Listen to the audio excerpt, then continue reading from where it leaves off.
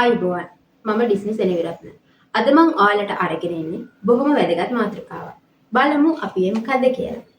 බීමත්ව රියපැදවීම කියන්නේ තමන්ගේ ජීවිතේ වගේම පාරේ යන අහිංසක මිනිස්සුන්ගේ ජීවිතත් අනතුරේ දාන බරපතල වරදක්.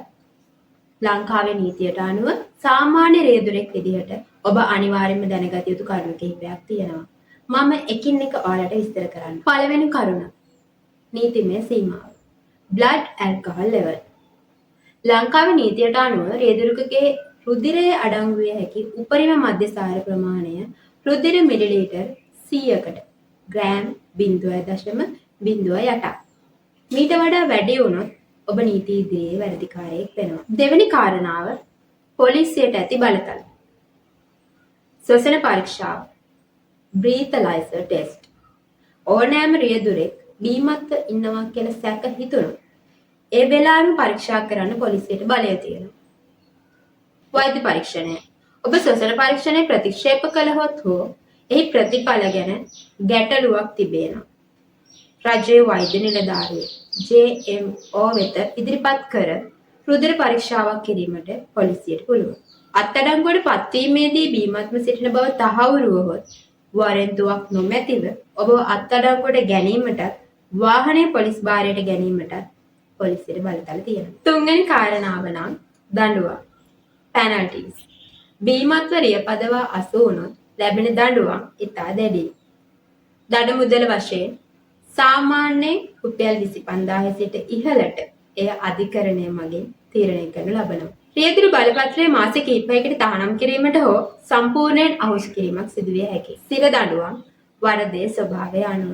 උදාහරණයක් ලෙස අනතුරක් සිදු වී ඇතනම් සිර දඬුවම් නියම විය හැකියි. හතරවෙනි කාරණාව ලෙස ඔබ මතක තබා ගත යුතු වැදගත්ම දේ. පොලිස් නිලධාරියෙක් ඔබ වාහනය එලවගෙන යනකොට ඔබ නවත්තනවා. ඒ වෙලාවේ ඔබ බීලා ඉන්නේ. එතකොට ඔබට හිතට පොඩි චකිතයක් එන්න පුළුවන්. හැබැයි ඒ චකිතේ මග අරවගෙන ඔබ පොලිස් නිලධාරියට උත්තර දෙනවා.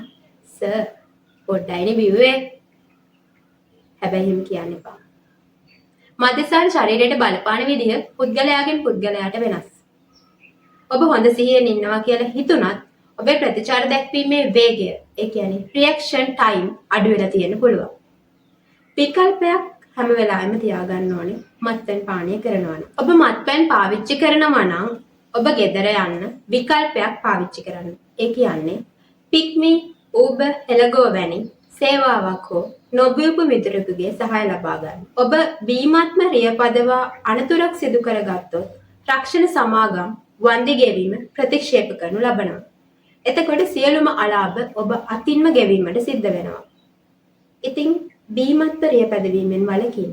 එය ඔබේ පවුලේ අන් අයගේ ආරක්ෂාවට වැදගත්. මෙම වීඩියෝ එක වැදගත් කියලා හිතනවා නම් කෙනෙක්ට උදව් වෙයි නම් ඒක තමයි මේ වීඩියෝ එකේ ජයග්‍රහණය. ලයික් කරන්න, ෂෙයා කරන්න, කමෙන්ට් බොක්ස් එකේ ඔබට තියෙන ගැටලු කමෙන්ට් එකක් දාගෙන යන්න අමතක කරන්න එපා. එහෙනම් මේ වීඩියෝ එක සමග රැඳී සිටියාට ඔබට බොහොමත් ස්තුතියි.